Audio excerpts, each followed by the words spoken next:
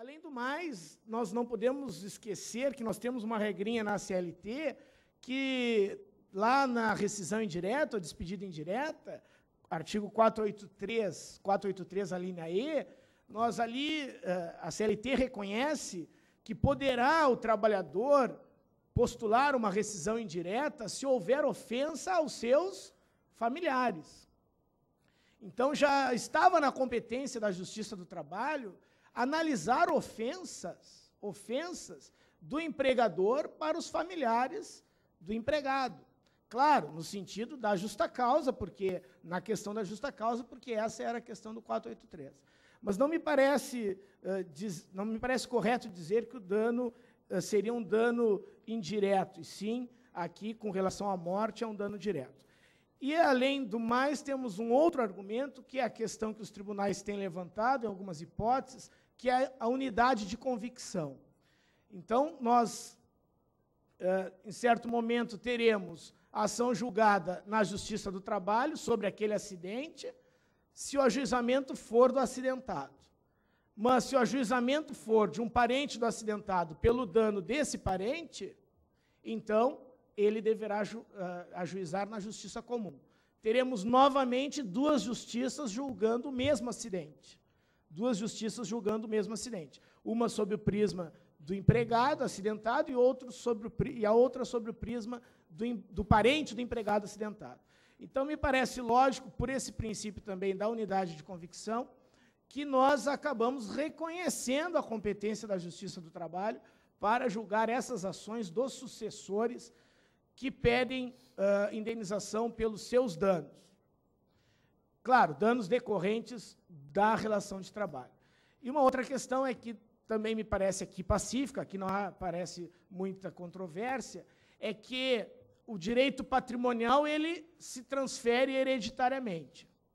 Então, nós vamos ter a possibilidade dos sucessores postular o dano, não deles, mas do empregado falecido, no acidente de trabalho. E aí a competência, temos até aqui, eu tenho um acórdão do ministro Levenhagen, lá do TST, aí a competência será da Justiça do Trabalho. Exato, inclusive é só ilustrando para vocês, em decisão recente do ministro Levenhagen, se entendendo que a competência é da Justiça do Trabalho. Descemos, Daniel.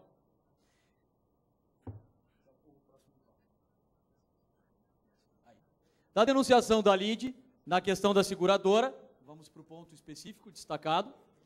Para a denunciação da LIDE, para nos encaminharmos para o final aqui há a discussão, eu já manifestei o meu posicionamento a respeito disso, entendo que o juiz do trabalho não tem competência para revisar ou analisar essa relação contratual, mas efetivamente com o cancelamento da UJ 227, o ministro da Veiga, quando participou do último seminário conosco no Hotel Embaixador, já mencionava essa situação, dizendo e salientando que a tendência é que se permita a denunciação da LIDE, e isto é uma tendência, seja por celeridade, por economia processual, e daqui a pouco até melhor para as duas partes, seja para reclamante como para reclamado, que foi a pergunta e o questionamento que os colegas me fizeram.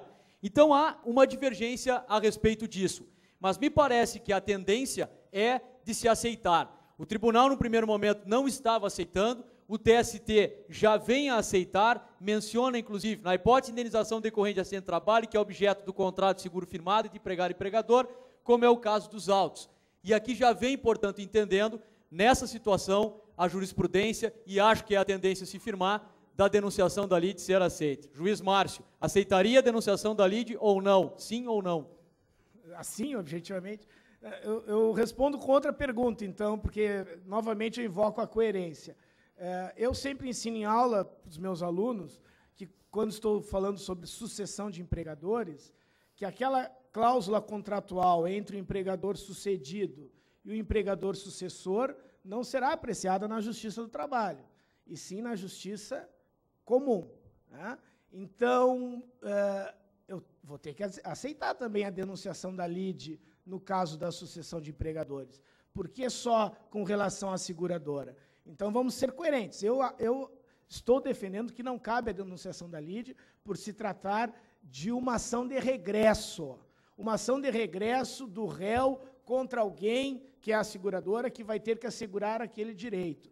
Então, aqui é uma relação puramente contratual, que deverá ser discutida na Justiça Comum, assim como é a relação entre o empregador sucessor e o empregador sucedido. Perfeito. Daniel, passamos então para o último tópico, que é a questão da quitação e do acordo. Pode passar, Daniel? Na questão da quitação e do acordo, algumas emendas existem aqui, pode partir para o destaque, por gentileza, e apenas então, para encerrar, adiantando que não encontrei jurisprudência, acho que nós não encontramos, Márcio, jurisprudência, entendendo que a quitação evitaria isso. Até existem alguns entendimentos de que a quitação seria a coisa julgada, e me parece que tecnicamente alguns pontos não se trata de coisa julgada, mas independentemente disso, jurisprudência praticamente pacífica de que, havendo a quitação do contrato, da relação de trabalho num acordo, não impede a posterior indenização, inclusive a ação de indenização. Inclusive em Canoas, logo quando recentemente eu tive 2 situações de improcedência, por isso, reformadas no tribunal com esse posicionamento. Márcio, alguma colocação a respeito final? Só chama atenção que não há dúvida que não vai haver a quitação se o empregado tomar ciência da doença profissional após a quitação do acordo, né? Aí nós nem vamos discutir a possibilidade, né, daquele acordo envolver uma coisa julgada. Se o empregado tomar ciência claro que isso deverá ser apurado objetivamente no processo, mas se o empregado tomar ciência da doença profissional somente depois do acordo homologado, porque poderá haver esse caso de uma doença em princípio oculta, então daí sim não teremos eficácia daquele acordo para essa postulação de uma doença profissional que surgiu após o acordo. Portanto, pessoal, então encerrando, nós agradecemos a atenção e a paciência de todos, foi um festival de bocejo. Infelizmente, tomamos o tempo, mas entendemos que precisávamos, na nossa ânsia, abordar todos. Uma hora foi um tsunami, parecia um show de bocejo aqui, mas a gente precisava, de alguma forma, suscitar todas essas questões. Prometemos que da próxima vez nós vamos estender no máximo um pouquinho mais dos 40 minutos. Agradecemos a paciência de todos. Vamos passar a palavra ao Rafael Laranjeira, acredito, para os questionamentos. É isso, Rafael? Muito obrigado, pessoal.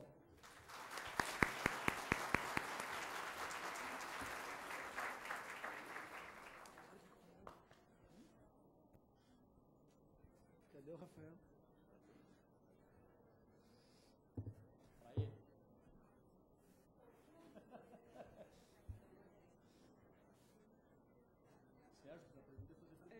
Boa tarde. Nós agradecemos pela presença de vocês aqui, nos enriquecendo cada dia mais. Eu ando bem atuante na área de danos trabalhistas. Questões sobre produtos químicos, questões sobre depressão. A depressão, ela é entendida como uma doença do trabalho? Como é que é o seu nome? Juliane. Girane. Giane. Giane. Tá bom. O palestrante está bem. A audição também está tá bem. Bem, então assim, Giane, minha posição a respeito disso. Se nós visitarmos o artigo 18, 19, que define lá e equipara o que é acidente de trabalho da Lei 8.213, de 91, a Lei dos Benefícios, nós podemos enquadrar, sim, desde que feito o nexo causal, para fins previdenciários, e eu, quando trabalhava em departamento de pessoal, me recordo, trabalhava num hospital, e, portanto, vi uma senhora que teve síndrome do pânico, e essa depressão, isso foi decorrente de trabalhar no ambulatório, de ver doente, gente morta, enfim, isso contribuiu. Então, nessa situação, eu entendo que, comprovado, e o INSS, a meu ver, é o órgão próprio e capacitado para fazer essa questão do nexo causal, verificação para fins previdenciários, não há problema nenhum. A questão é de indenização, aí é outra história, se isso poderia gerar uma indenização. Aí